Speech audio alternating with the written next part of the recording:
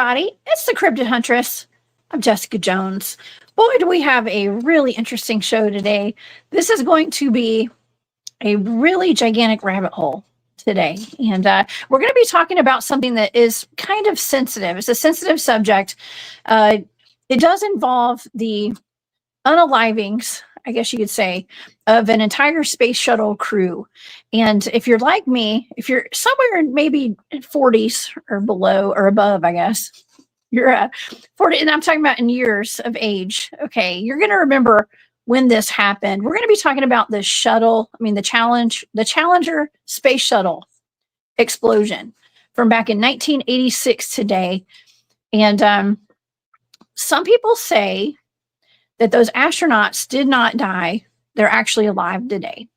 Okay, so that is what our show is going to be on today. We're going to go down this intense rabbit hole and do some good digging around to find out what's really going on. If you're like me, you have to question NASA occasionally, but also there were lives lost that day. And according to what we remember, okay, according to what most of us remember and what we were told, we mourned the loss of an entire crew, okay, when that happened. So, y'all, get ready. Get ready. This is wild, okay, super wild. I do have Brian Sang here in the studio with me today with the Full Disclosure Now movement. Yeah, he has a very interesting theory on it as well. Okay, y'all know this is going to be good. Okay, it's going to be really good. If y'all would like to follow along with all of my shows and look into my archives of all the shows, you can go to my website. That's thecryptidhuntress.com. Everything is there. All of my social media links are there as well. And you can listen to me on podcast platforms. All of that is on my website. Shout out to everybody listening on podcast platforms. You guys are the best. I appreciate that very much. And also I have a Patreon if you guys would like to support my work. Just look up the Cryptid Huntress on patreon.com. You'll find me there. And thank you to all of my members, by the way. And also I have a shop called War Woman Goods. Thank you to everyone who's been reaching out and buying things out of my shop for the holidays. I do have the shop on sale if you guys are interested in buying gifts for your loved ones for the holidays. I have a lot of really cool stuff to choose from over in my shop. So go check that out on Etsy. It's called War Woman Goods. Okay, well, also I have a lot of events I'm going to be at starting in January. I have the East Alabama Bigfoot Town Hall. Please, you guys, come see me at that if you get a chance, if you're in the East Alabama area. I think it's in Opelika. Also, I will be the keynote speaker at the Georgia Bigfoot Conference in March. So please come see me there. It's in Demarest, Georgia. And also, of course, the 2025 Full Disclosure Now conference down in Florida. That's in July. And Brian Sang, who's in the studio today, is the organizer of this event. So we will talk about that when he gets up in just a little bit. Okay. All right. That takes care of business. Let's see. Oh, also, if you guys would like to become a member of my channel, it's called the Hunt Club. And I just put another video up there last night. It's called Happy Thanksgiving. Okay, so y'all go become a member there. Thank you to all of my members. I really appreciate each and every one of y'all. Okay, here we go. Let's get into the Challenger explosion today. On January the 28th, 1986, the NASA Space Shuttle orbiter Challenger broke apart 73 seconds into its flight over the Atlantic Ocean off the coast of Cape Canaveral, Florida at 11:38 Eastern Standard Time. All 7 crew members were killed, including 5 NASA astronauts and 2 payload specialists. Millions of Americans watched the launch live on TV because of Payload Specialist Christa McAuliffe. I'm not sure how to say her last name. The first teacher in space. Media coverage of the explosion was extensive. One study reported that 85% of Americans surveyed had heard the news within an hour of the accident. It was an accident that gripped the consciousness and emotions of adults and children worldwide on that fateful day. Now, in recent years, researchers and internet sleuths have posted evidence that most, if not all, of Challenger's 7 crew members are still alive and thriving in their new professions, contrary to what the general public has been told. Could these crew members be alive and well? Have we been lied to? If so, what is the bigger picture and what purpose could NASA have to cover up such a pivotal moment in our nation's history? This is one serious rabbit hole. And of course, I have Brian Sang here from the Full Disclosure Now movement to discuss this incredible event with me today. Please go to, let's see, what is his website? thefulldisclosuremovement.org to learn more about his movement and the conference that he has coming up in July. And also go to Disclosure Now on YouTube, where he co-hosts shows there with our friend Arkeem. Please help me welcome to the show our good friend, Mr. Brian Sang. Hey, Brian. Hey. I think you're muted. I think you might be muted. Oh, sorry. There you go. Let's unmute you. There you go. Everybody. This is a great topic. It gives me flashbacks. I think it was 5th grade in Bucks County, Pennsylvania. It might have been Mr. Morris's classroom. And, we were all assembled in the classroom with the TV on the stand, the rolly cart in the front of the classroom. We're all excited, and then kapow, and we're all crying. And then like the teachers are trying to like counsel everybody. And as someone in the audience here in the comments, they were talking about it being a mass loosh harvesting ceremony or ritual, where loosh is a very potent psychic and emotional energy that darker entities tend to like to feed on. And not only that, when we talk about the Challenger accident, it's really, there's the what I call the lamestream narrative, and then there's the real deal hidden history of like what's really going on. And you named a bunch of key players there, NASA being in the foremost there. And many of us in our community of people are ET contactees, military abductees, survivors of secret space programs. We know what's really going on. Having a craft that can go between here and the moon and Mars and Jupiter. We have Stargates. There's the Solar Warden fleet. There's a TR-3B triangle craft, the Tic Tacs, which are reverse engineered by Boeing, I believe it is, to basically be like shuttle transports to the moon back and forth is one of their main purposes, I've been told. And what the Challenger explosion or accident or tragedy did was it really, not only did it traumatize millions of us at once, it also diverted America and the world away from space travel. And it was shortly after the Challenger accident that, oh my gosh, getting up into space is just so hard. Never mind we could go to the moon in the 60s. Now all of a sudden, getting up in a low or just, geosynchronous orbit around the Earth is all of a sudden so hard and expensive and unfeasible. You got Christa McAuliffe in there, who is the school teacher, who is a real heartstring pull. And, Yep. it's stuff like that kind of clues me in that, maybe it was a psyop.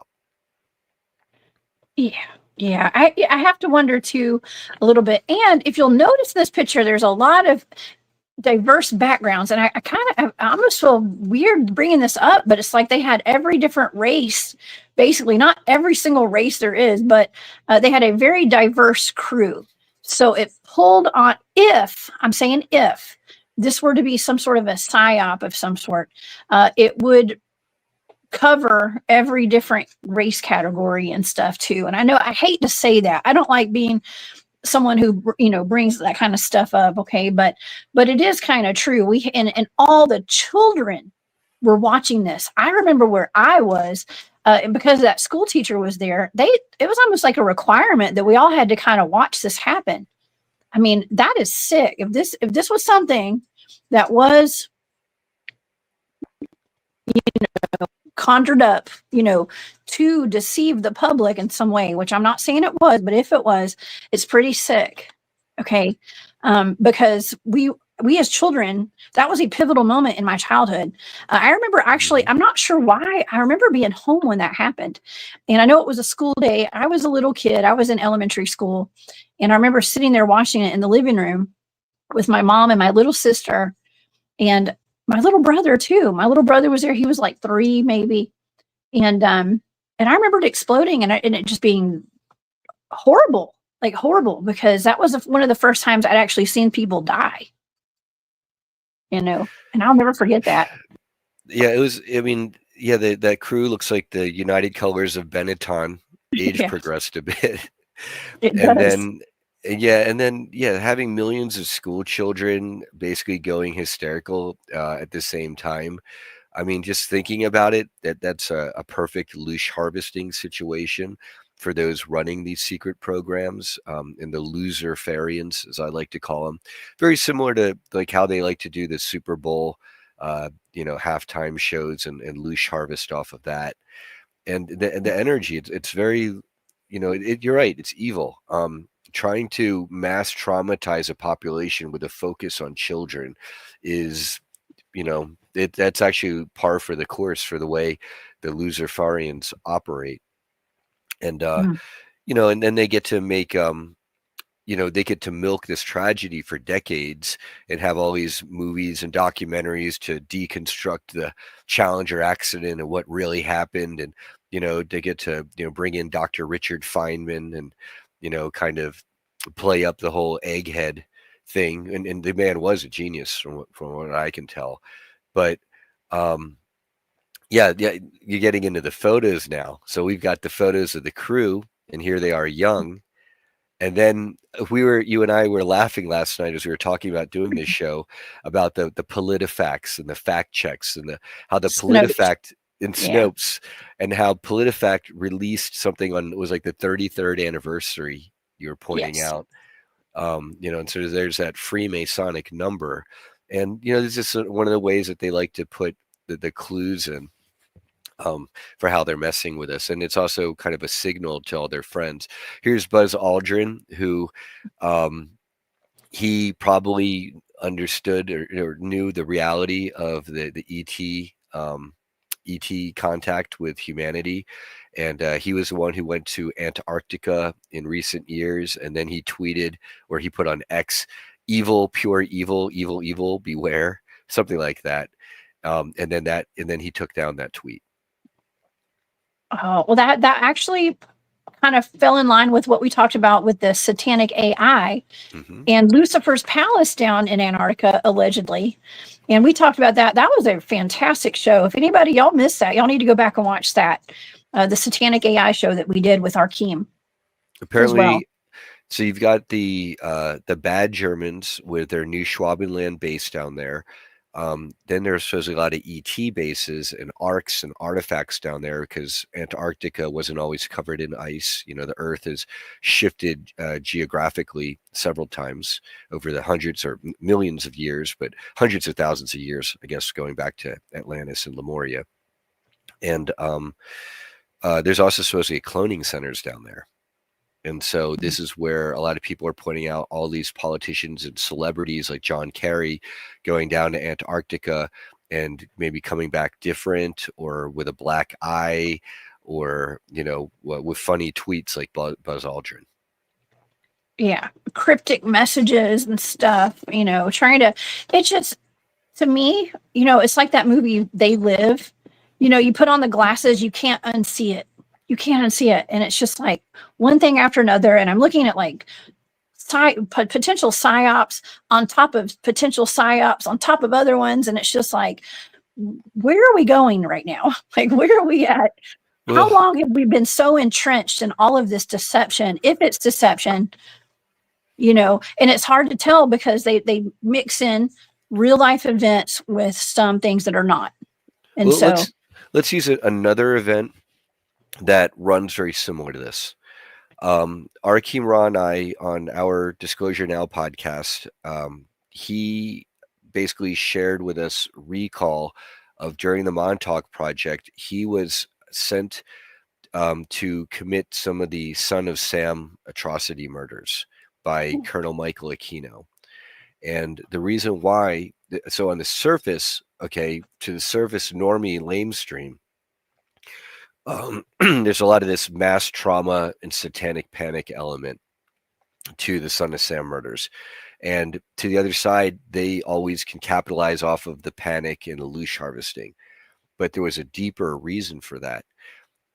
He and others apparently were sent to murder in like 1976 time frame in New York City. The David Berkowitz killings was to eliminate a very true believer Christian church known as the Church of the Sacred Heart or the Covenant of the Sacred Heart, not Catholic, not to be confused with the Catholic symbolism of the Sacred Heart, and that their De Borglio version of Jesus or Yeshua. And this cult, not cult, but this Christian group, this Christian church, Arkim's recall in the original timeline before they were eliminated, they would have changed the world by demonstrating like the love of Christ.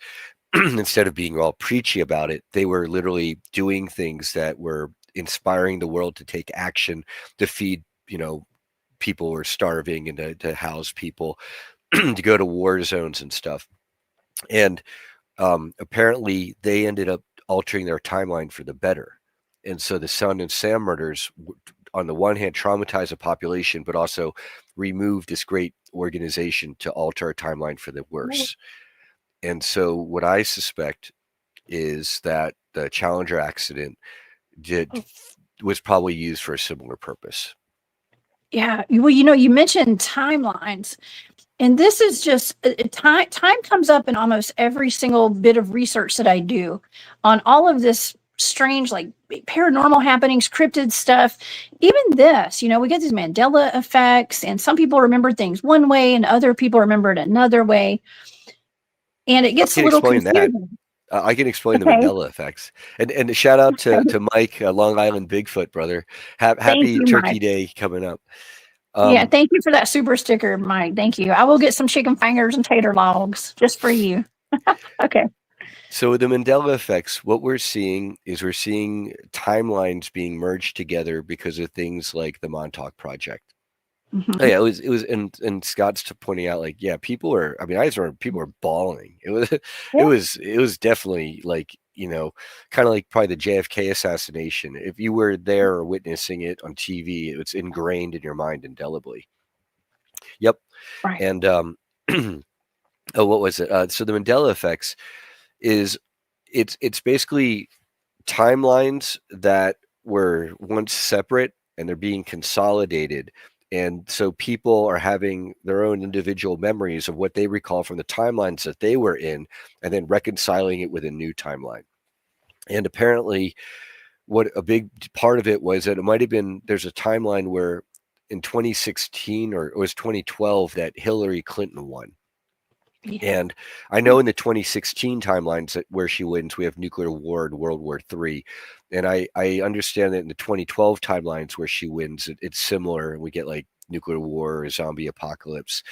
And so there had to be a lot of timeline consolidation to break us away from the destructive apocalyptic timelines and to get all these other timelines and kind of merge them together. And then this is why we're seeing people who they remember Ed McMahon and Publishers Clearinghouse and the giant checks. I remember that. I remember that. And people who don't. And there are people who remember Mandela dying in prison, or they remember that, he never died in prison, and they swear that he survived and got out to become president of South Africa. And to me, those are people who are on the timeline where he never died, and that was their original timeline, and we all just got glommed together. Mm-hmm. Okay. Well, there's definitely something going on with the timelines, right? Okay, mm-hmm. So I did want to mention this today because this is not a remote viewing show. I did not remote view this. I decided to do this show late last night, and I hit Brian up, y'all. Okay, to see if I knew that Brian would have a lot of insight on this. Okay, so it has not been remote viewed by me. However, a person who's close to me, who is an excellent remote viewer, one of the best in the world, actually. When I asked this person if they had remote viewed this, years ago, this was years ago, I asked about this. He told me, yes. He said he was like, don't always believe everything you hear. He's like, I remote viewed it. We remote viewed it. He said, talking about the Challenger explosion, he said what he told me was that it did happen. Those people did die. That's what he told me. And this was years ago when I asked about this. And he said that they actually did not die from the explosion. It was drowning, is what he said. And that's what they had remote viewed. Now, today, you and I, Brian, are talking about this. I have seen more than enough evidence that these people who were supposed to have died in this explosion are actually alive today. So my question is, all right, well, could that have been true back when I asked him, when he remote viewed this? This could have been the case, but today, like, the timelines have changed or something. Like, what do you think about that? Because it's kind of weird, right? So we have multiple possibilities. And also shout out to Maureen and Gus there. Yes, thank you, Maureen. Super sticker. And maybe if you could pull up some of the photos, because this is where, it is really funny. The PolitiFact on the 33rd anniversary, it shows a picture of the shuttle crew, but it doesn't go on to show the pictures that you got right here, which some people would say is like the before and after, like 20 years later photos of many of these, like 6 out of the 7 crew members still alive. And there's a lot of facial markings, like the shape of the guy's mouth, and Christa McAuliffe or Judy Resnick has a very kind of familiar looking face and hand gestures, which are pointed out in some of the videos. And so I suspect that, let's say your friend with the remote viewing data from 10 years ago, he says the people on board drowned. Yes. It could be that they might have been clones. They could have been body doubles. It could be an alternate timeline. And so these are all possibilities. And I want people to understand that this is how wild it gets. Arkeem Ra and others, they talk about something called a bubble swap. And that's where, let's say you were part of something like some huge, crazy time mission that you pulled off that literally changes and alters the timeline. And they don't want this to be found out. What they might do is they might take you to a different timeline and take the you in that timeline and swap you. So that, maybe you did blow up the Empire State Building in timeline 5895. Okay, well, they swap you to timeline 6895, right? And they question you, and you're going around talking about how you blew up the Empire State Building. Everyone's going to look at you like you were crazy. Because, maybe you did blow up the Empire State Building, but you did it in a different timeline from the one you're in. And so anyone coming after you in that timeline for justice, they've got the wrong Arkeem Ra or whoever, because that's not the one who actually committed that crime for the other side. So that's one possibility, is clones or body doubles or body swaps. For all we know, because of cloning technology, they could have loaded clones up on the ship. And then, when it blew up and crashed and the crew members did drown, it wasn't the actual crew members, it was clone body doubles. So these are possibilities. But having said that, these pictures, they're too uncanny. The Ronald McNair one, the Judy Resnick one, and then the other guy with the white hair and the mouth. Christa McAuliffe is pretty convincing too. I'd say not quite as, maybe it's just her eye shape looks a little different to me, but the other ones, there's enough smoke there. And then of course we're dealing with NASA here. These guys just happen to have like identical looking brothers in 2 of their cases, the Onizuka brothers and the McNair brothers. That's really interesting. And then, we know that the programs, they love twins. They love that. Right. And so, it just makes me think more clones and body doubles. But it's hard to say. I'm not sure. I'd love to get, more remote viewing data, psychic data, maybe some psychic mediums to try to contact or channel these people, whether they're alive or dead, because you can psychically communicate through mediumship with people when they're still alive. I mean, I think a lot of people don't know that you can communicate with people's conscious and subconscious minds. And people like Liz Cross, the psychic Liz Cross, she does this all the time. Oh yeah. Okay. How about we go through? Okay, because I actually pulled up Snopes. Okay, because I wanted to Snopes. I know, right? Well, I wanted to see what they say, like how they debunked all of this. Okay, so Right. I think it's a good idea for us to go through each of these since we're here. Let's do it, Yeah. right? Yeah, let's do it. Oh yeah, I love we talked about tearing these fact checkers up. I hate them. Oh my gosh. Well, I mean, I personally know one fact checker. I do. And we're not friends on Facebook anymore. He started going through my list. He bragged about going through my friends list and stuff And making money. And he was getting money. because Yeah. by going through your friends list of Yep. people like us, fellow truther knowers, Yeah. he's going to find a lot of things that his overlords want censored. So all he has to go is bing, bing, bing, bing, bing. And how much money does he get for that? He's a millionaire now. Okay. So, but I have to say it was before I met you. Okay. Right. He travels the world every day, all the time. Off of so anyways, because off of that salary. God. Yes. Yeah. Yeah, he owns the company. But anyways, yes, we've blocked each other actually on all the social media. So he's not like, I'm sure he can get into my stuff anyways, but it was a long time ago when they first started the fact checking. He did that. Mm-hmm. He does it now. I don't know. He probably does. I don't know. But anyways, okay. So let's go one by one. Okay, let's go one by one. We're going to start off with, let's see, Francis Richard Scobie. Where's he at? Let's pull it. Richard right here. This guy. Okay, so born May 19th, 1939, Commander Francis Richard Scobie was 46 when he died in the Challenger explosion. He would be 75 years old, or he'd be older than that because this is an old article. Strangely, there's a man also named Richard Scobie as the CEO of a Chicago marketing advertising company called Cows in Trees, who bears a striking resemblance, factoring in the decades time lapse, to Commander Richard Scobie, same high forehead, not high level forehead, high forehead, same eyebrows, same wide set eyes that are slightly tilted down at their outer corners. Now, let me tell you what Snopes says. These two Scobies are similar in appearance, but there are distinct differences that can't be accounted for by the passage of years, such as the difference in ear shapes. Okay. Moreover, at the time that Francis Richard ears Scobie, aren't this different shape. What? They're the same shape, guys. What the heck?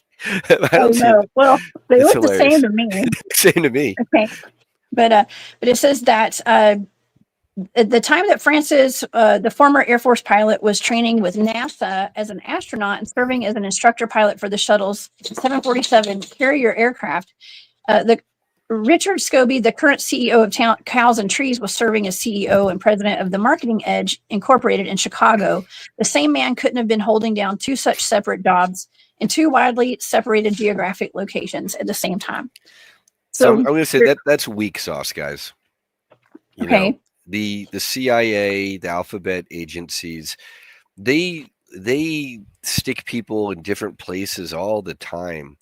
And use actors and stuff, and you know that layer of plausible deniability could all be typed up by somebody. You know, it's like, where are all the people coming out who went to high school with the two McNair brothers, right? We're the Onizuka brothers, and you know, why aren't they bringing out some really good heavy hitting debunking? If their best debunking is, well, yeah, these guys look exactly the same, but we're going to say their ears are different, and you know they've got two different jobs. That's not really hard to fake on the internet or a profile, or to take him out of his one life over here, throw him into this as an acting role, as a crisis actor, if you will. Once the job is over, you throw him back in his media company CEO personality role. And no one's the wiser. You got plausible deniability. So to me, that's perfect. But, you know, and a little bit on Snopes, I understand they've been caught plagiarizing before. And then it's really funny. Snopes, you can tell their agenda. They're always reinforcing the 3D matrix, reinforcing this kind of left agenda, because, you know, I consider myself a progressive, and I'm I want to make a delineation between true progressivism, revolutionary progressivism, and left wokeism. And that is what the category that Snopes has been in this whole time. Mm-hmm. Well, this is such a, if this is a psyop of some sort, if this is something that was to pull the wool over our eyes, this is major, right? It's pretty major. And I know that the elites like to put things in our faces. Pocket Watch has a good point.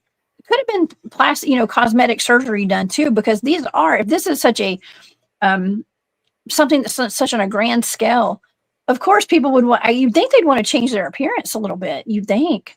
But see, the people that we're showing right now, they have the same names.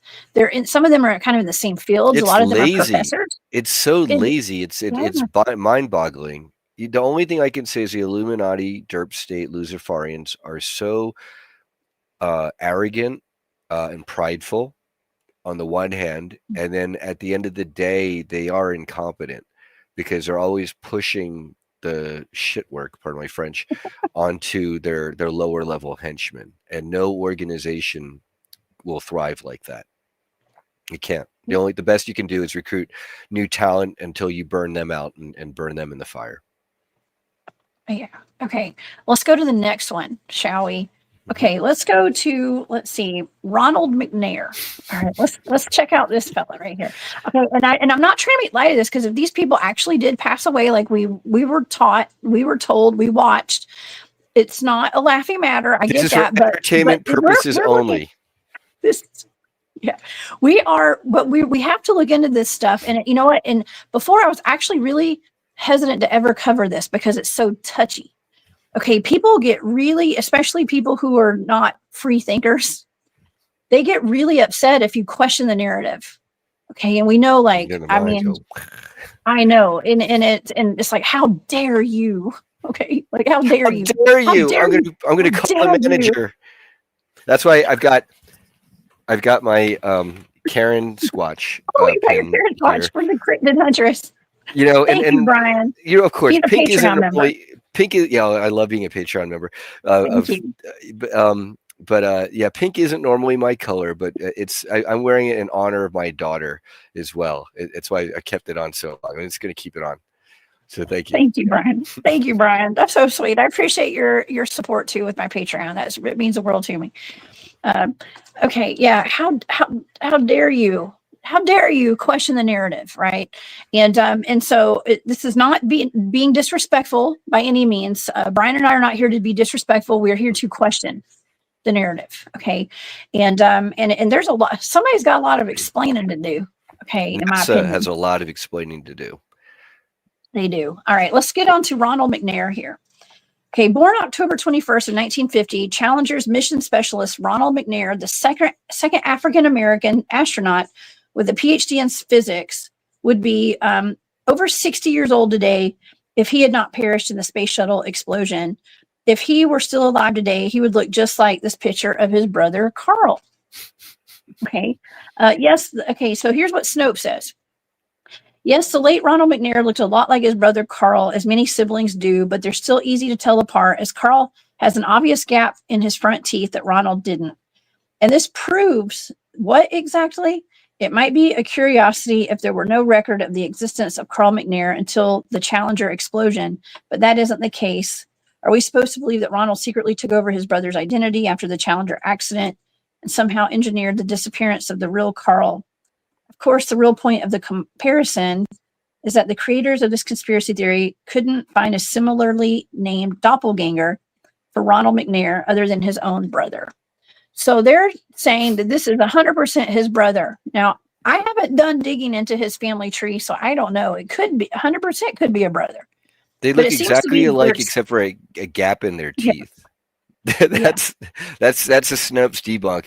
Is how could these be the same people? The one dude's got a gap in his teeth. That's a huge difference.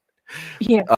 Again, for me, this is either body doubles, clones, or it's the same person, or they're brought in from a different timeline, which I don't think it's the case in this one. I'm more of that's the same person as a crisis actor who is living their best life 30 years later. Yeah. Yeah.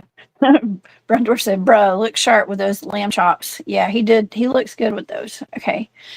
Um, really interesting. So this one, it's his brother.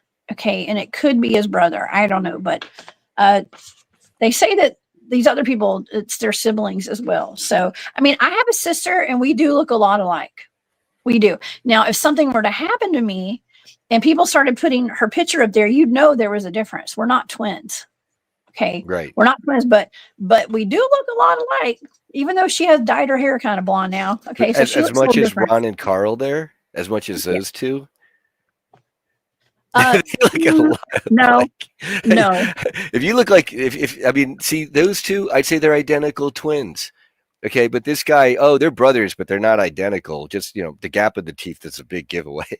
That's just Yeah. so lame and lazy to me. It's like an Okay. insult, is what it is.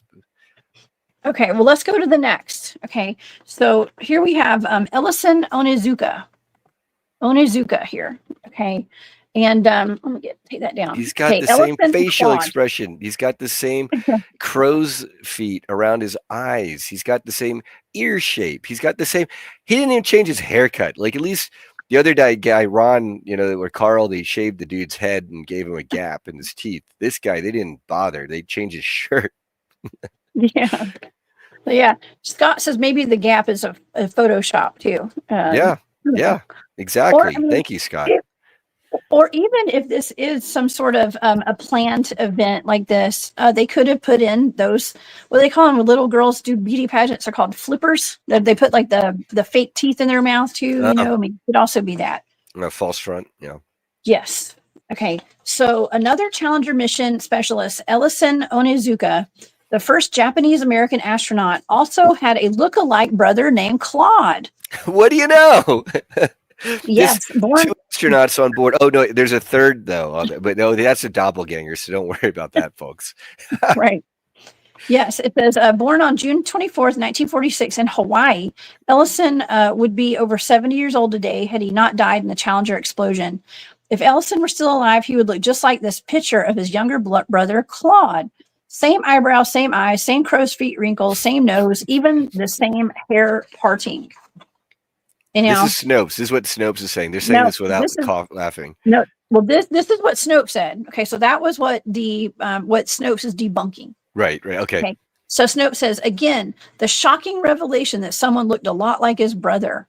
And again, the creators of this theory couldn't find a similarly named doppelganger for one of the Challenger astronauts other than his own brother.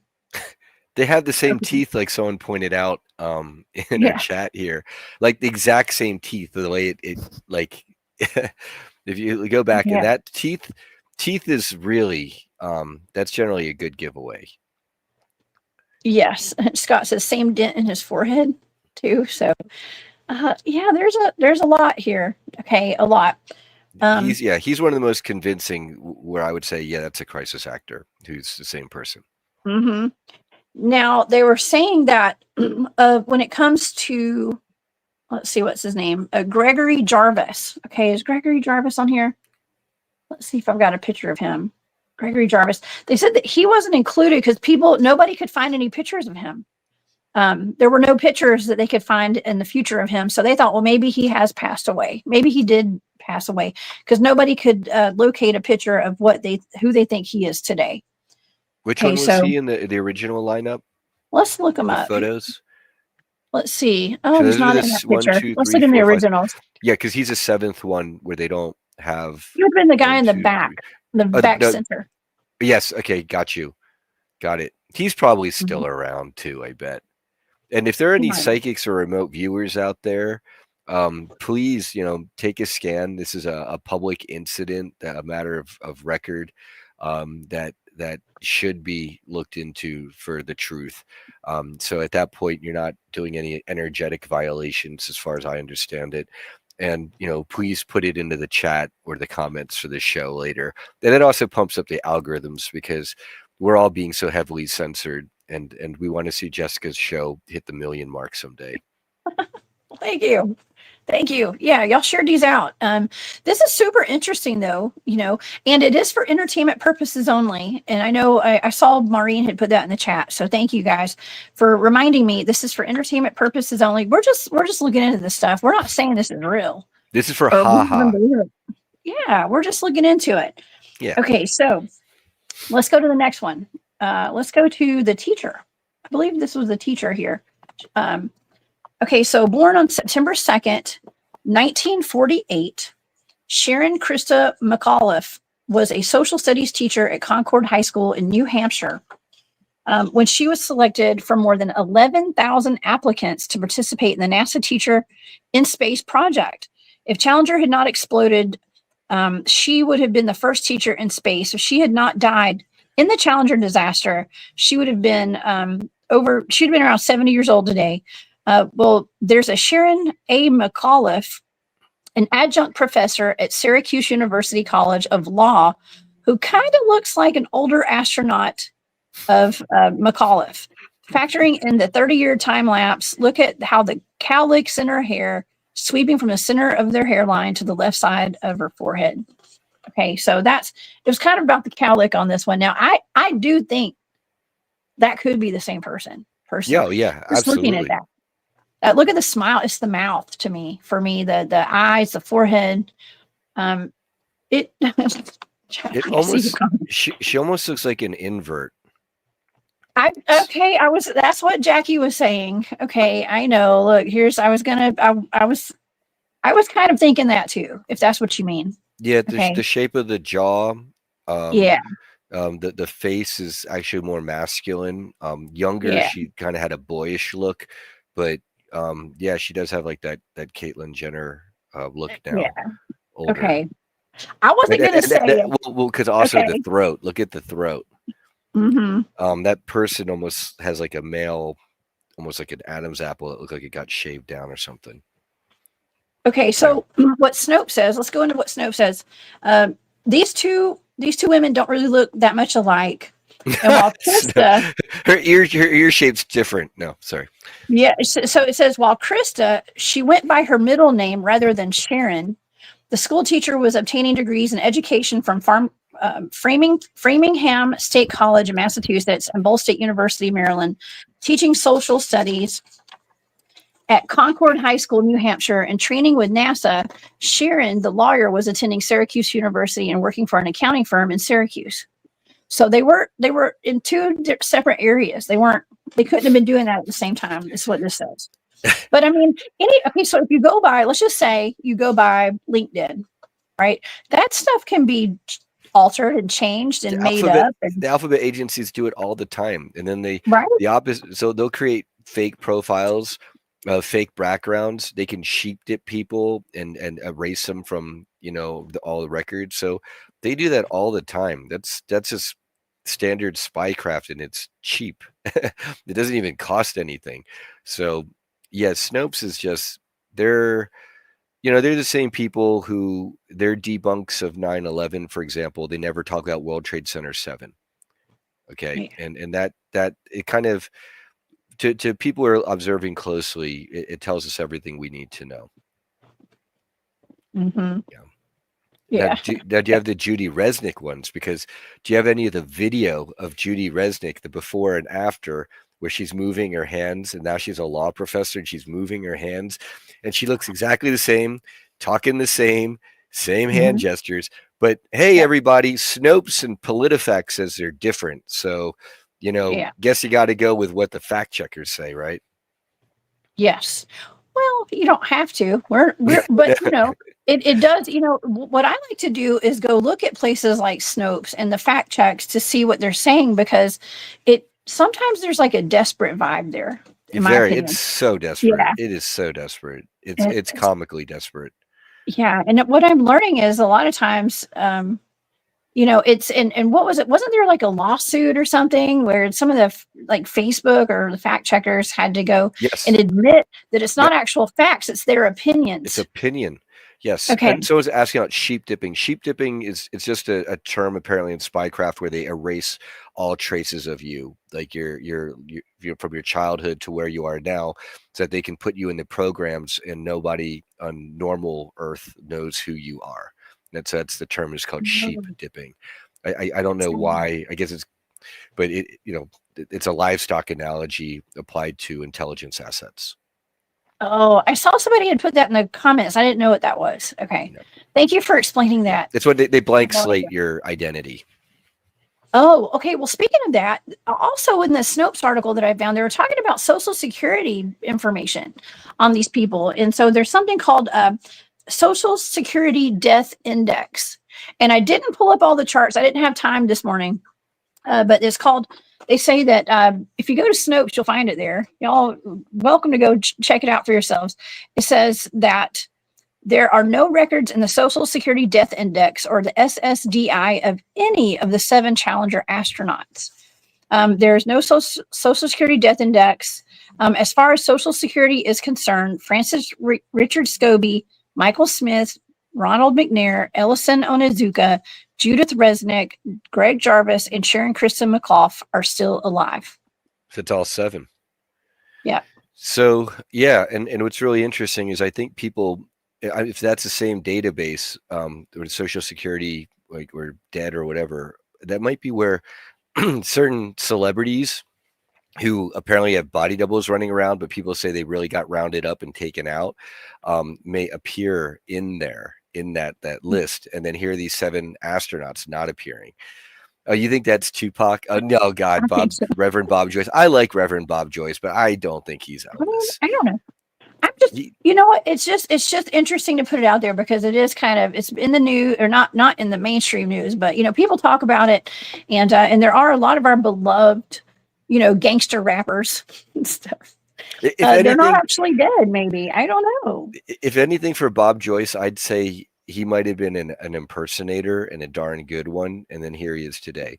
For Tupac, there's video now circulating online of Tupac, and he's like, it's like young Tupac before he became a hard, gang banging gangster rapper. Oh, man. And the video is like, he's like, oh yes, I always like dressing up in certain ways to, feminine. He's super feminine, and I'm not bagging just on like that. His mother.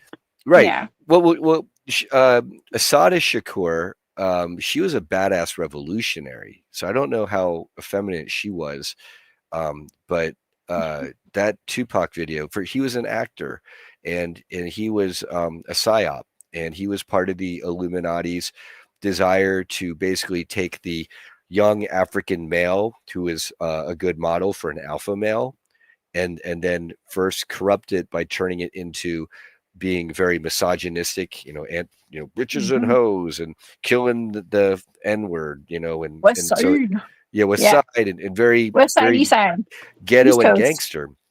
But what they did is, after they helped to tear apart the African American neighborhoods and ghettoize them, with the drugs and the over policing and all that, then what they did is they now shifted it to Little Nas, right?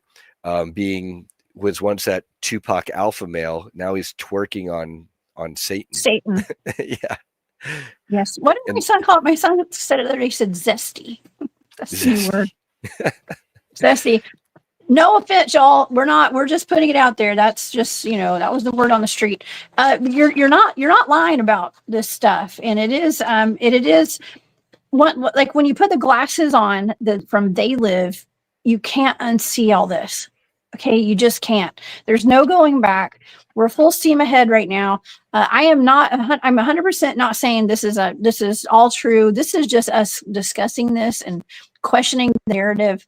And I think it's important that we do that. Okay. Sorry. We do that. Entertainment purposes only, for the algorithms. For entertainment. That's all we're doing, is entertaining you guys today. The day before Thanksgiving over here in the US. It's just, it's, once we figure out that a few of these things are not real, people didn't actually die. It was something to shape our communities, to shape our reality, to shape civilization and society to in divert some us, way. They want to Yeah. divert us on this again. It's either we can go onto the higher timeline or the lower timeline, and this is an incident to shift us onto the lower timeline. Yeah. Well, we're counteracting that. We're going to counterbalance whatever's happening, and we're going to have fun doing it. Okay. And I know it's not a fun subject. All right, but we're over here doing it, and if these people are still alive today, that's pretty rough. And that would explain also why the crew members of Apollo 11 have stars on the Hollywood Walk of Fame, Brian. Yes, because they're actors, and they do that a lot, and that's one other way of the Illuminati putting it in our faces. Right here, I do have a pair of dicyanin goggles, by the way. No way. Yeah. So the Cool. deal is the U.S. made this formula for dicyanin illegal because what it does is it allows people to see too much of the hidden reality. And what happened was someone on Etsy, they took the formula and then they had a chemical company in Germany recreate the coating, and then they took these normal goggles and just coated the lenses with the recreated dicyanin coating. And so I've got a pair right here. I mean, I love it. I'll wear them. I'll put them on here. Oh my God. Make sure you're not seeing anything, in the environment. Oh, those are so cool. Those are so cool. That's actually my one of my all-time highest watched shows that I've ever had on my channel was with John Vendeventer. By the way, you guys, John, please say a prayer for John Vendeventer. He's not well. He's not feeling well, and he's going through some medical issues. Please say a prayer for him today, and please purchase his books at relicsbooks.com, y'all. Okay. And okay, but that was the biggest show that I have done on my channel so far. There was a huge interest in the dicyanin dye. This is something that allegedly the U.S. military gave to some of the helicopter gunners in Vietnam, and they started shooting at the other friendlies, the other helicopters, because they were watching as demons flew up next to their helicopters. Demons. Yep. Yes. Okay. And then on TikTok, there's more recent video of someone holding a camera up to the sky and you see nothing. And then they hold a piece of dicyanin glass in front of the lens. And all of a sudden, two UFOs are very clearly apparent. And so this allows you to see UFOs as well as the other, maybe perhaps demonic and interdimensional entities. Some UFOs are interdimensional too. So, yeah. Have you seen anything with yours? Have you got, because you live out in the middle of the beautiful desert and you've got a wide sky out there. Yeah, I'm looking right now. I haven't seen anything, and I haven't really worn these much because honestly, I've been a little freaked out. The guy who sold them to me on Etsy, I think it was, when I reached out to him, I was just typing, I'm like, hey, I'm going to drop $300 on these, but like, are they going to work? Do you have any testimonies? Blah, blah, blah. And he says he has testimony. They do work. He says, and you're not supposed to wear them for like extended periods of time because they can literally put you in a weird state of mind. A lot of how I kind of tested these was through my housemate and business partner, Jaden Mills. He's a fellow co-producer on the 2025 Full Disclosure Now conference. He has the ability to see auras, and he can animal communicate. He can telepathically communicate with their dogs. So he's very psychically gifted. And he said he was trying these on, and then he did start to feel weird and see some weird stuff. So he said at first he didn't notice anything, and after wearing them for a while, he said, yeah, these are real. So I've been kind of, the guy warned me, don't wear them for more than, say, 15 minutes at a time. So I'll just keep these on now for a while, and we'll see if anything happens. But apparently, if you wear them a lot, they might help unlock things, but I'm not sure yet. Oh my gosh, I love it. I want to get a pair. I'm going to borrow yours. I think you had those in Florida, didn't you? And I should have borrowed them. I brought them I'll bring them again to the next conference. I leave them on the front table of the main conference room and say, anyone who wants to try them out, keep them in the room, put them on, wear them, check out other people. You might see some stuff because we have a lot of people with good and bad entities surrounding us. And then just put them back up at the table for the next person. And they made it through the last conference, and they'll be at the next one. Yeah. Brown Dwarf had said something about obey. That's in that movie, They Live. Once you put on the goggles, once you put your glasses on, you can see what's really going on out there. That same with those right there. And I was watching some kind of little video clip of they were talking about a doctor who had given his daughter a pair of glasses like that. And she ended up like clawing her eyeballs out or something. It was I think wild. that was an AI generated story. I Okay, saw good. that one. I hope so. I saw Hope it. And so. that was a so there's now a trend Good. of these AI generated stories with the AI generated artwork and the Yeah. voiceovers that at first sound really convincing, but then when you Yeah. look into them, they're more like those are kind of more like LARPs, live action role plays.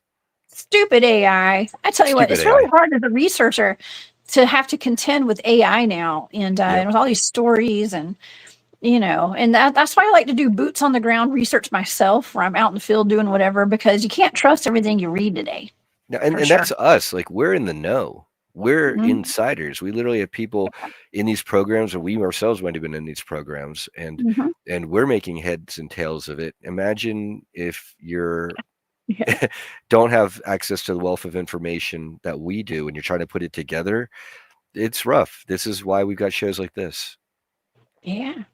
I love it. I love it. I love just coming out and questioning everything, and having people like yourself, Brian, on the shows to help me decode, I guess you can call it. Marian, we're praying for your father too. Everybody, say a prayer for Marian's father as well. He's been having some health issues, and so has John. So prayers go out to you guys, especially here at the holidays too. Please let me know if there's anything I can do, Marian, for you guys too. Um, Now, we had so a comment here in the chat where climate change okay, is important. And so, Louise, I want okay, to address this because okay, climate here we change is happening. Our jet yeah. streams are shifting.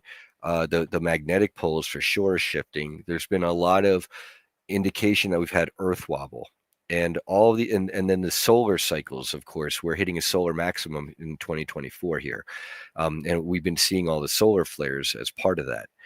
And so, yes, while climate change is happening, that's one thing. But then to blame it on cow farts and because we drive too much or eat too much, steak, or we don't eat enough bugs, that is where the other side is opportunistically taking a very real phenomenon, and then they're packaging up into something that benefits them so that they can make us eat the bugs while they fly around in their private Learjets eating the steak. And so I just wanted to put that out Yeah, there because you. all, Yeah, yeah, you. it's all the same theme. It's all the best for Yeah. them. Higher timeline for them is a nasty timeline for the rest of us.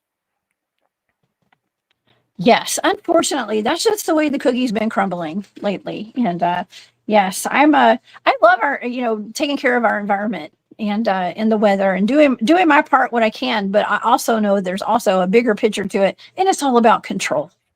And so yeah, yeah, I'm gonna keep on keeping on with whatever I'm doing. I'm not doing anything wrong. Okay, so No, but you're I'm at the not eating vanguard. bugs. I'm only going to eat bugs if I choose to eat bugs. And yes, I might choose to eat a bug one day. I don't know. Yeah, I love being out in the woods. If I'm hungry, if I'm doing survival training, I might eat a bug, but it's going to be on my terms. there you Okay. go. That's right. I'll Survival training, like, yeah, maybe you might have to eat some earthworms, fine, but you're not going to the cricket candy shop every day. just don't eat the fuzzy worms. That's what my granddaddy taught me. No. Okay. He said that when he was he was in World War II and stationed overseas in Europe and Italy, and he was taught in training, like combat training stuff, survival training, don't eat the fuzzy worms. So I never They're forget that. poisonous. Yeah, they're Yeah, poisonous, I think. Ugh. yeah. And they stick to your tongue a little more probably. So Yeah. probably gross. So don't eat those. But anyways, uh, yeah, wow. This is really fantastic, Brian. And so if this happened to be a psyop of some sort with the Challenger explosion, not that it didn't explode, it 100% exploded. I mean, we think. I mean, kind of like the planes in the building. Some say that was a hologram too. You know what I mean? I'm not saying it was. There's actually pictures of parts of the plane. They had videos of them. I think they had to go in the ocean and pull Oh out yeah. the Oh, parts. they definitely they blew that thing up. There's no doubt about that. It's just who or what was in it. But then Yeah. let's do it the reverse of this. Let's play Okay. what if. What if the Challenger uh, disaster never happened? Um, let's say it went up, and now we've got zillions of school kids all hyped about space because I wanted to be an astronaut. You know, that I was was really, obsessed with yeah, space. I was exactly. obsessed. I've talked about it before. When I won my storytelling contest, I was in two different storytelling contests. And the last one, I was in second grade. This was around the time I was in second grade, actually.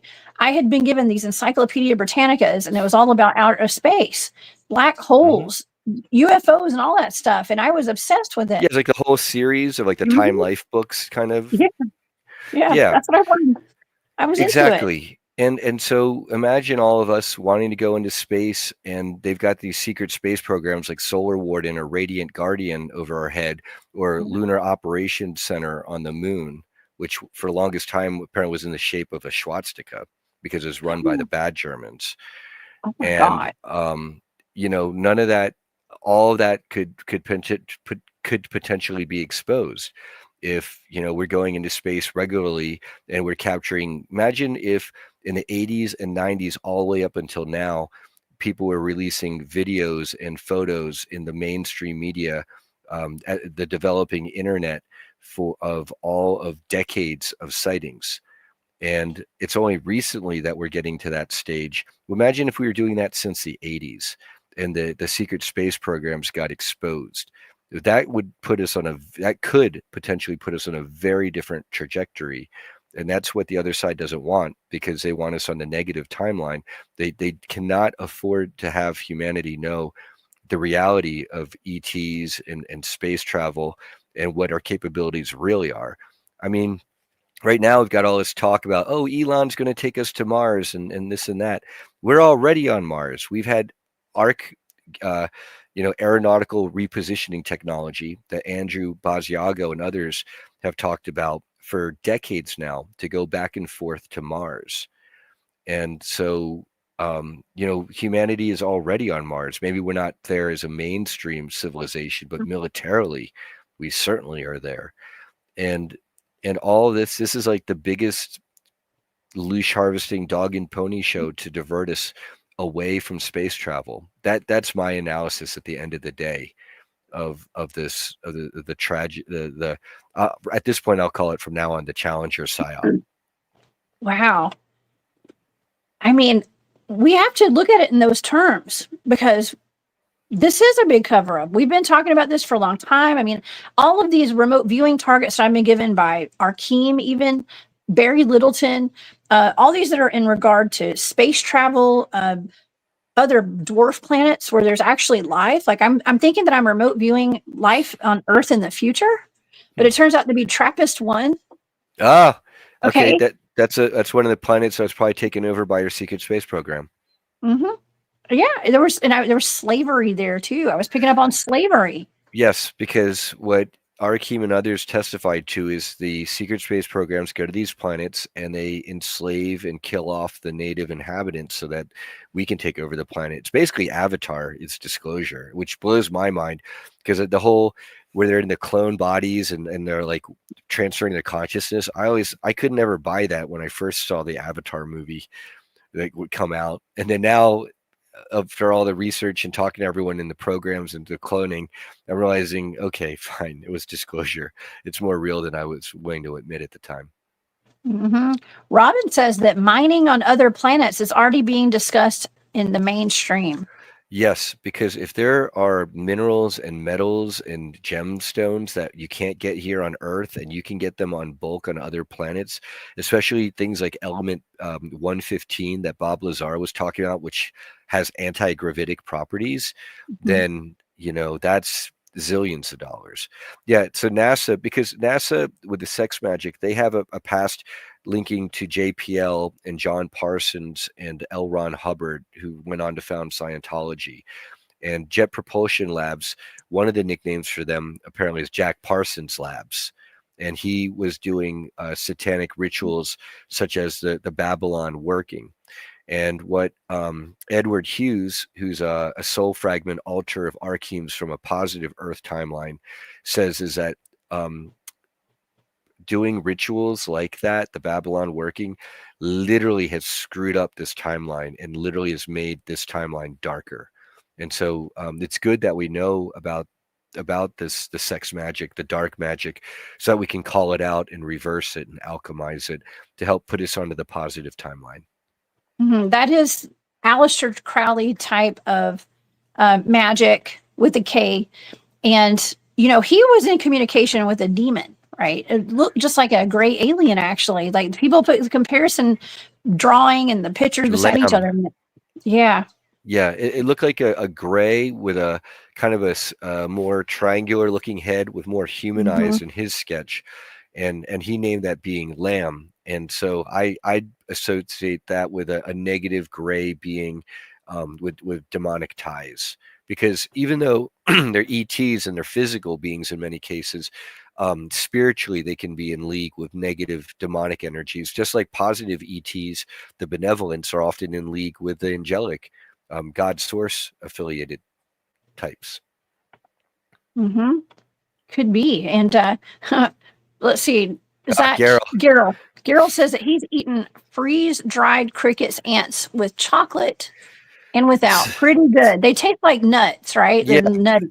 I for a while I wasn't that against chocolate ants and crickets, but what I've learned since is that chitin, which they're made out of, it's not digestible for humans and it's not good for us.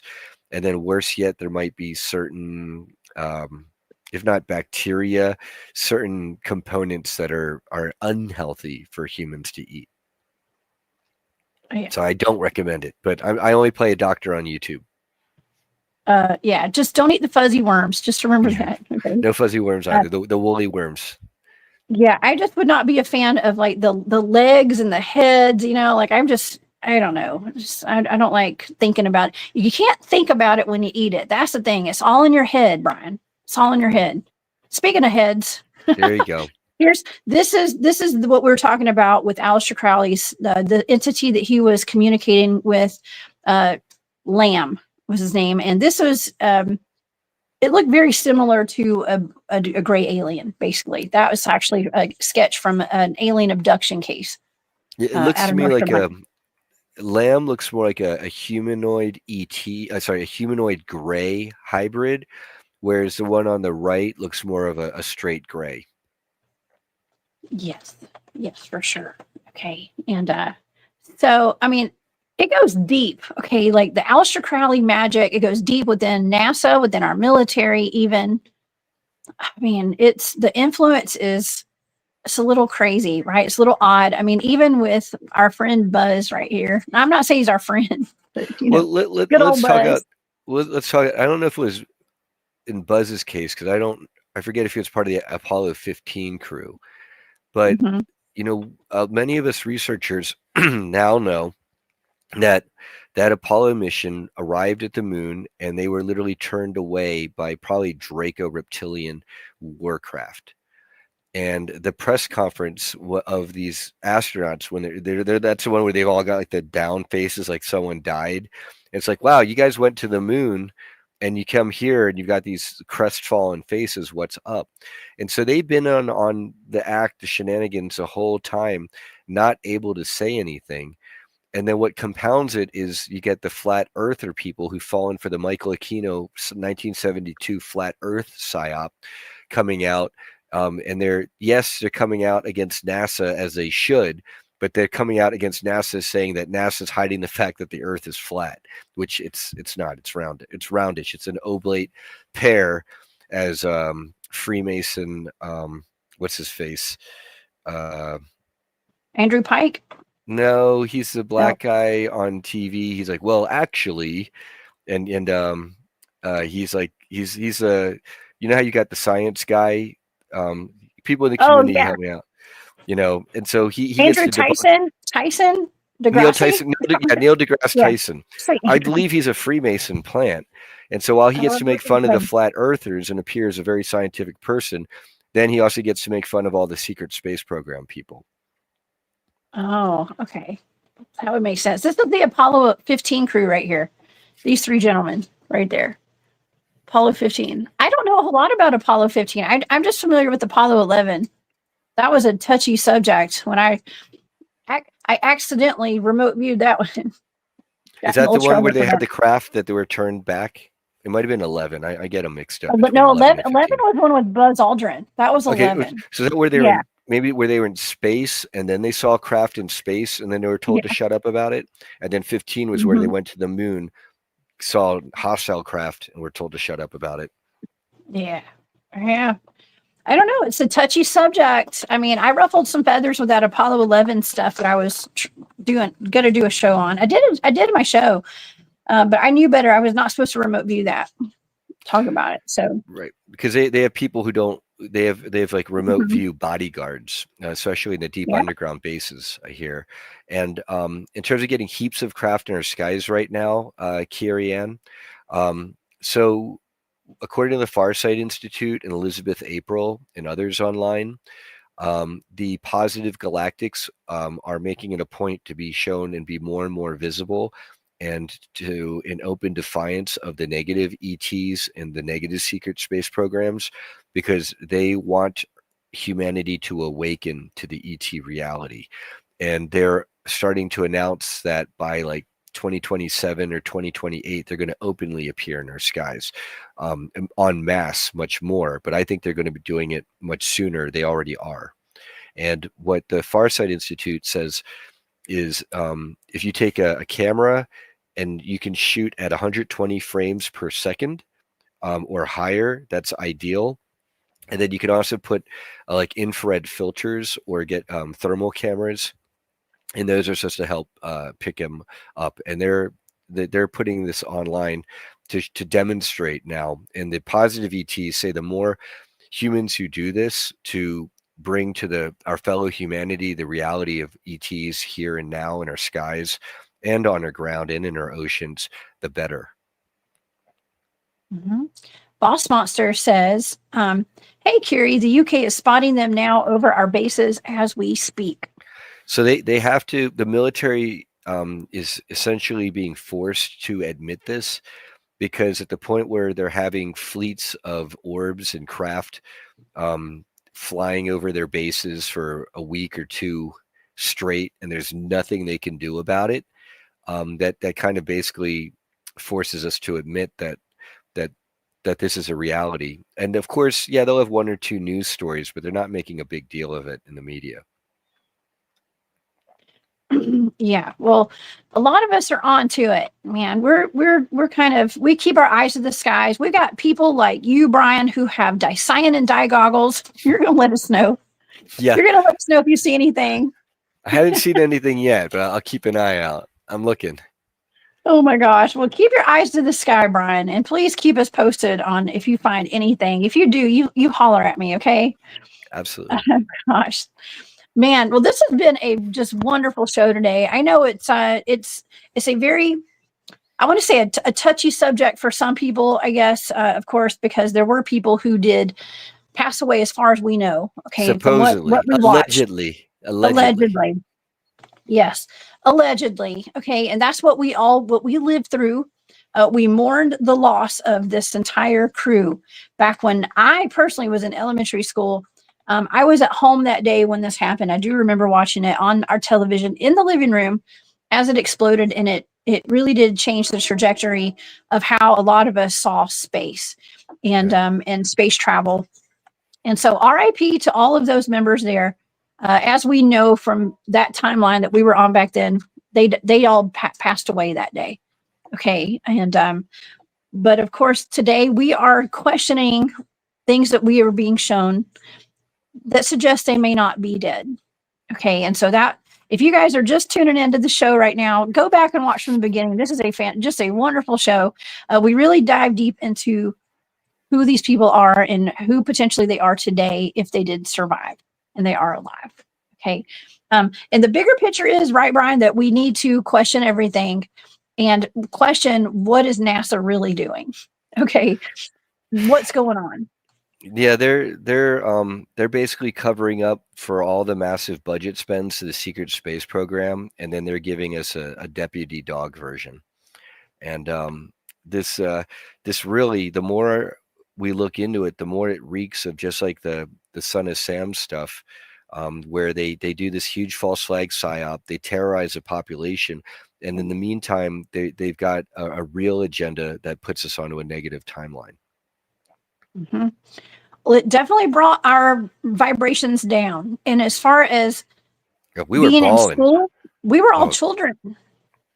So, I mean, and today it seems as, I mean, it's a never ending cycle of just putting us in fear with a Well, lot think of about it stuff. this way. It's perfect. The perfect setup. You got Christa McAuliffe. Every school child in the whole country is in love with her because she's a beautiful school teacher and she's the American dream and she's living it, our dream, going up into space. And they're interviewing her and they're bringing her along to all these schools all over the country. And then they get to blow her and 6 other people up in front of us live in real time. For this big exciting event. It goes from a +10 to a -10. I mean, it's like if I was a movie director for the other side, I couldn't figure out a better leash harvesting ceremony. I mean, it was perfect. They did a great job. I'll give it hands. I'll clap for the other side. You guys are good at being evil. Yeah, because if this happened and you know, and I remember seeing the pieces of the plane flying or the shuttle flying apart, and at some point they did graphs showing exactly where the bodies were in the container and like where they went down, they all drowned or whatever. It was a really harsh lesson in life that we all die, and these people died on national television in front of all of us, and it was really sad. It was, I'm not going to say it was comparable to 9/11, okay, but you know, I remember being in college when that happened, okay, so we got hit with this in elementary school, that in college, or I did. In between there, sometime we had the never-ending story with that dog, with that horse that drowned in this. You know, I mean, there was a little trauma, okay, with that, and I'm not comparing that to And all of the this. Gulf War I'm just with saying the weapons of Gulf mass War. destruction, uranium, or Yes. Nigerian uranium Yeah. cakes. Yeah. It's bad. It's comical looking back at it. I'm glad so many of us are waking up from the fuzz and haze of the 80s. Oh man, you know, it'd be best if we just didn't have a television. That would have solved everything. Imagine Yeah. people who never had televisions. I mean, the only thing we use our TV for is to use the internet, watch you know, the online streaming services, and you know, but really here it is. It's us creating our own content. This is where it's at, and shining a light onto the darkness that is not nowhere else. You're going to get content like this. So yeah, That's right. Why do you? John and Coco have an interesting comment here. Why do you suppose they want us to think everyone dies? Well, we do all die, by the way. Okay, we do all die. But that be another lie? Maybe age, illness, and death are just viruses in our program. Yeah, Interesting. of course, because a lower timeline conception of death is where we're in doubt if there's an afterlife or we become worm food. And that nihilistic worldview is perfect for the Loserians. Because when you have that worldview, now you can justify pretty much anything you do down here on Earth in the here and now, because you're going to be dead and gone. And of course, that programming flies in the face of ascension, reincarnation, getting back to God's source, a universal, timeless love. All of that gets shut down with the death cult anti-life ideology, and so I believe that's what you're really pointing the finger at there, John. Mm-hmm. Yeah. Loserians. Wait. That's Yep. it's almost like you've coined that term, and I really like that. It's it makes more sense. Okay, it makes more sense. That's true. Okay, well, do you have any final thoughts, Brian? My mind is pretty blown today. I'm loving it. You know, just again to put out a call to fellow remote viewers and psychics, to chime in the comment section later on. It's good to crowd harvest, and then maybe we'll discover some of you out there to bring on to future shows. I'd love to be back, maybe with some more data. I'll see if I can crowdsource anything to bring an update, and maybe we'll tie it in with the next episode. Oh, that would be wonderful. That'd be wonderful. And also, let's talk about the conference you've got coming up Yeah. next year and how people can get in touch with you. And there are people in the chat that love your work, and we're asking how they can find you if you have another channel, and if you want to mention you and Arkeem's show that y'all do together too. Yeah, thank you, Jessica. So that's the Disclosure Now podcast on YouTube. And it gets kind of buried in the search results. It's really hilarious. But the one I want to direct everyone to is the Son of Sam episode that we did, because that's when I was referring to where it's like there's a lot of these psyop similarities between the Challenger tragedy here and the Son of Sam stuff. And then also Full Disclosure Movement.org is the conference website. We have the recordings of the 4 days and nights of conference that we just did this last July for a low $77. And then the upcoming conference, it's again July 15th to 18th in Florida, St. Pete Beach, the lovely Serrata Beach Resort, which is amazing. The water there, folks, it's like bath water. Even at night, you can just walk into the water. It's amazing. And we're going to have so many of us from this first year coming back, and then a lot of new faces as well. And we're going to have Christopher Jacobs and Joanna Michaels doing a live channeling to some positive galactics or Sasquatch, for example. And you can find tickets. The Super Soldier Early Bird tickets are available at fulldisclosuremovement.org. We also have early bird tickets for couples, save yet more money. And tend to get the conference discount, just call the main number of the Serrata Beach Resort. All the information is on our website. Let them know that you're going to be attending our conference, and they will apply the resort discount, the conference discount to your resort stay. That's a great deal. You guys, it is beautiful down there. It's gorgeous. There's a lot to do and a lot to see, and a wonderful lineup already. You've got, and I know you're months away from it, but you've already got a fantastic lineup. And it was a great conference last year. So thank you for including me. Of course, my pleasure. And apparently the Stargate, there's 2 Stargates in the continental USA. One is in, I think it's Sedona, and then the other one was supposed to be in Sarasota, Florida. And I'm told that gate has actually been moved to right where our conference is. Oh, wow. Or near Indian Shores, or closer from Sarasota to Indian Shores, which is a lot closer to our conference. But yes, so there's a lot going on. It's the place to be. It's a hot spot for the movement. So I really hope to see all of you there. And thank you. Yeah, me too. Well, you guys go get your tickets for the event. Please go to fulldisclosuremovement.org. You too can wear Brian's cyan dye goggles if you go, but just put them back on the table when you're done. Okay. And give us all a full report. Brian, you give us a report if you find anything out there in Nevada where you live. Okay. And definitely. We'll do a whole show on that. Then we'll get you to remote view if I see anything. Absolutely. Yes. Okay. I would love to, for sure. Okay. All right. Well, everybody, I hope you'll have a wonderful Thanksgiving. I will be back actually tomorrow night. I'm going to run a show, a remote viewing show. I believe we're going to cover a lost continent tomorrow night. So you guys come back for that at 8 p.m. if you're not busy doing your Thanksgiving dinner tomorrow night. But it'll be there in case it will be premiering. Well, there you go. Thanksgiving dinner with Jessica is perfect. Yeah. It'll be a premiere. Okay. Because I do have Thanksgiving myself tomorrow with my family. So, okay. But it'll be a great show. It's not aired on the channel before. And so I promise you will enjoy it. It's a good one. Okay. So, I will be back live Saturday night too. So y'all come back and see me 10 p.m. Eastern Saturday night as we go on the hunt. It'll be a great show. And I just hope everybody has a wonderful, safe Thanksgiving. If you watched my members exclusive video yesterday, you'll know that I did mention you keep your boundaries. Okay. It can be stressful doing family time sometimes with, you know how that goes. As much as we love getting together, it can be a stressful day. Okay, so y'all take care of yourselves, take a break if you need it, and eat plenty of food just for me. Yes. Okay, y'all eat a lot of food. Brian, I hope you and your beautiful daughter and your beautiful wife and your families have a wonderful Thanksgiving too. Thank you. Okay. Happy Thanksgiving and God bless everybody. Thank you, Jessica. Thank you. Come back and see me, Brian. All right. I think we did a good job today.